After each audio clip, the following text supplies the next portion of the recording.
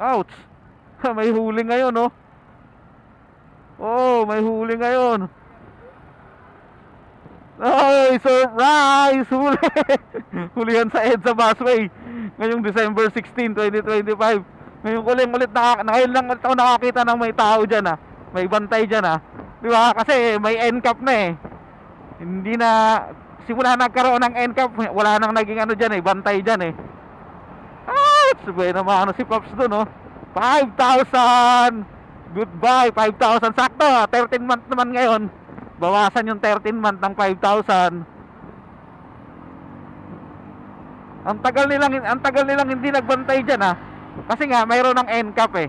Ano na lang eh. Tinitingnan na lang sa, 'di ba, yung NCAP nila may AI na. Titingnan huhulihin ng AI nila yung mga dumadaan sa EDSA busway na mga sasakyan na bawal, 'di ba? Bawal dumaan diyan. Ngayon ulit ako nakakita ngayong December 16, 2025. Kailan pa ba yan nag-umpisa yan? March yata o May? May 23 na nagkaroon ng mahigpit na ano ng NCAP dyan sa EDSA busway. Ouch! Sayang ang 5,000. Pang Noche Buena na yun eh. Ilang 500 na pang Noche Buena na yun. Saklap. Natsempuhan, no? Yun ang sinasabi na pag natsambahan mo yung tsamba. Kasi bihira na, hindi siya bihira eh. Ngayon na lang ulit sila nagbantay dyan. As in sakto talaga siguro.